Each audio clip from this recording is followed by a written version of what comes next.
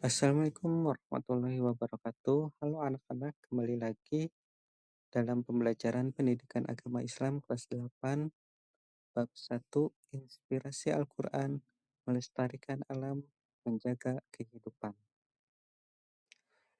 Mari mensyukuri nikmat dengan melestarikan alam. Allah Subhanahu wa Ta'ala telah menciptakan bumi beserta isinya untuk dapat kita manfaatkan dan nikmati. Dalam Quran Surat Ibrahim ayat 32 dijelaskan bagaimana Allah memberikan nikmatnya kepada kita semua di muka bumi ini. A'udzu billahi minasyaitonirrajim. Bismillahirrahmanirrahim. Wa anzala minas samaa'i ma'an fa akhraja bihi minas samarati rizqan lakum. Wasakhkhara lakumul fulka litajri fil bahri bi amrih.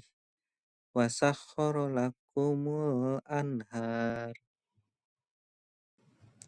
yang artinya Allah lah yang telah menciptakan langit dan bumi dan menurunkan air hujan dari langit. Kemudian dengan air hujan itu dia mengeluarkan berbagai buah-buahan sebagai rezeki untukmu. Dan dia telah menundukkan kapal bagimu agar berlayar di lautan dengan kehendaknya.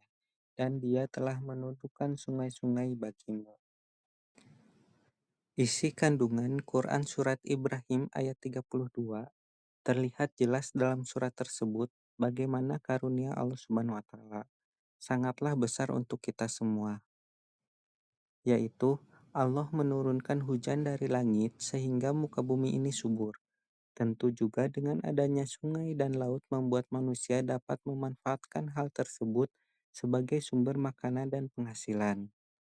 Lalu, pada ayat ini juga dijelaskan bahwa manusia pun bisa memanfaatkan alam sebagai sarana transportasi untuk mendistribusikan makanan dari satu tempat ke tempat lain. Yang kedua, Quran Surat Az-Zukhruf ayat 13. Selain menurunkan air yang sangat kita butuhkan, Allah Subhanahu wa Ta'ala juga menciptakan hewan di bumi ini. Sebagaimana dijelaskan dalam Quran Surat Az-Zukhruf ayat 13 berikut ini. A'udzu billahi minasyaitonirrajim. Bismillahirrahmanirrahim. Litastawu ala duhurihi thumma tadhkuru ni'mata rabbikum idza stawaitum alaihi wa taqulu subhanalladzi sakhkhara lana hadza wa ma kunna lahu muqrinin, yang artinya agar kamu duduk di atas punggungnya, kemudian kamu ingat nikmat Tuhanmu apabila kamu telah duduk di atasnya, dan agar kamu mengucapkan, Maha suci Allah yang telah menundukkan semua ini bagi kami padahal kami sebelumnya tidak mampu menguasainya. Isi kandungan Quran Surat Az-Zukhruf ayat 13. Dalam surat tersebut dijelaskan bahwa manusia dapat memanfaatkan hewan, baik berbagai sumber makanan maupun sebagai alat transportasi untuk mendistribusikan sumber-sumber daya melalui jalur darat. Kita sebagai manusia yang beriman tentu saja sudah seharusnya mensyukuri nikmat-nikmat tersebut, namun, seringkali manusia kufur atas nikmat tersebut dengan berbuat semena-mena yang menyebabkan kerusakan alam. Yang ketiga, Quran Surat Ar-Rum ayat 41. Sebetulnya, kerusakan yang disebabkan oleh tindakan manusia ini sudah disebutkan oleh Allah Subhanahu wa Ta'ala dalam Quran Surat Ar-Rum ayat 41 berikut ini. A'udzu billahi minasyaitonirrajim. Bismillahirrahmanirrahim.